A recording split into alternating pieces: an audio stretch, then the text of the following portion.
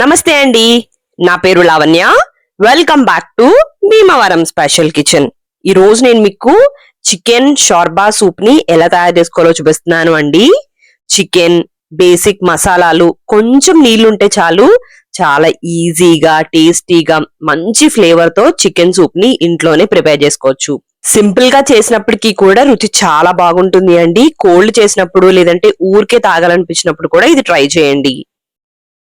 ముందుగా దీనికోసం mixie jar లోకి 1 అంగుళం వరకు కూడా అల్లాన్ని వేసుకోండి. అలానే ఒక 5-6 వరకు కూడా వెల్లుల్లిపాయల్ని తొక్క తీసుకుని వేసుకుని 3 వరకు కూడా లవంగాలు, చిన్న దాల్చిన చెక్క ముక్క, ఒక పచ్చిమిరపకాయని ఇలా ముక్కలుగా కట్ చేసుకుని వేసుకోండి.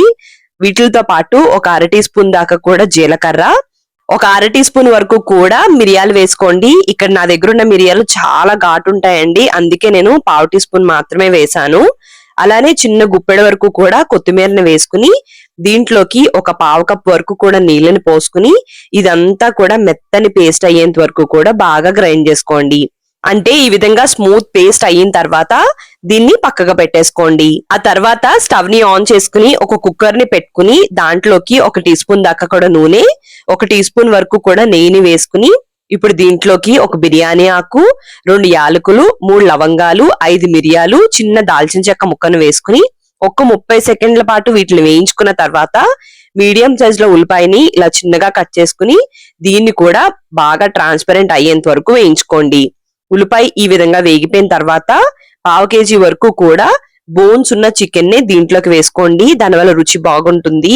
ఇప్పుడు దీంట్లోకి 1 టీ స్పూన్ వరకు కూడా ఉప్పు, 1/2 టీ స్పూన్ వరకు కూడా పసుపును వేసుకుని ఒక్కసారి ఇదంతా కూడా కలిసేంత వరకు కూడా కలిపేసుకుని మూత పెట్టుకుని ఒక 5 నిమిషాల పాటు బాగా మగ్గనివ్వండి.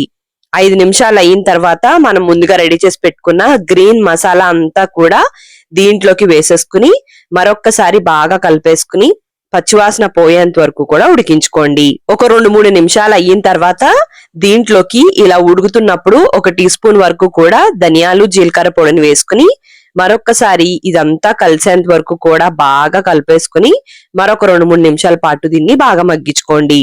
ఒక 2-3 నిమిషాలు అయిన తర్వాత మూతని తీసుకుని దీంట్లోకి ఒక 3.5 కప్పుల నుంచి 4 కప్పుల వరకు కూడా నీళ్ళని పోసుకోండి. అంటే 1 లీటర్ వరకు కూడా నీళ్ళని పోసుకోవచ్చండి దీంట్లో. ఇప్పుడు కుక్కర్ మూతని పెట్టేసుకుని మీడియం ఫ్లేమ్ మీద 3-4 విజిల్స్ వస్తే సరిపోతుంది అండి. విజిల్స్ వచ్చి వేపర్ మొత్తం పోయిన తర్వాత తీసుకుని చూసుకుంటే చికెన్ అయితే పర్ఫెక్ట్ గా కుక్ అవుతుంది. అలానే చికెన్ ఫ్లేవర్, మసాలా ఫ్లేవర్ అంతా కూడా వాటర్ లోకి చక్కగా వస్తుంది. ఒక్కసారి ఉప్పుని చెక్ చేసుకుని అడ్జస్ట్ చేసుకుని ఇలా ఉడుకుతున్నప్పుడు దీంట్లో కొద్దిగా కొత్తిమీరని వేసుకుని జస్ట్ 1-2 నిమిషాల పాటు దీన్ని మరొక్కసారి ఇలా బాగా మరిగించుకుని ఆ తర్వాత స్టవ్ ని కట్టేసుకుని దీన్ని సర్వ్ చేసుకోండి. మరి మీకు ఈ వీడియో నచ్చినట్టయితే తప్పకుండా లైక్ చేయండి, కామెంట్ చేయండి, మీ ఫ్రెండ్స్ కి, రిలేటివ్స్ కి అందరికీ షేర్ చేయండి. మీరు నా ఛానల్ ని ఫస్ట్ టైం చూస్తున్నట్టయితే సబ్స్క్రైబ్ చేసి పక్కనే ఉన్న బెల్ లో ఆల్ అని ప్రెస్ చేస్తే నేను ఏ వీడియో పెట్టినా మీకు నోటిఫికేషన్ వచ్చేస్తుంది. థ్యాంక్ యూ అండి. మరి మళ్ళీ వీడియోలో కలుద్దాం.